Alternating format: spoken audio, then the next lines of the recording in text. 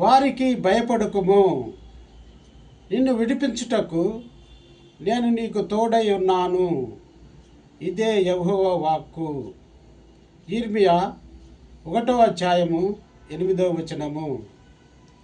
ప్రియమైన సోదరి సహోదరులారా, సాతాను మరియు సాతాను శక్తులకు లోబడకుండా ఈ లోకంలో మనము విశ్వాసయాత్ర కొనసాగించుటకు కావలసిన కాపుదల కోసం, ఆశీర్వాదం కోసము మన తండ్రి దేవుని వేడుకొందాము.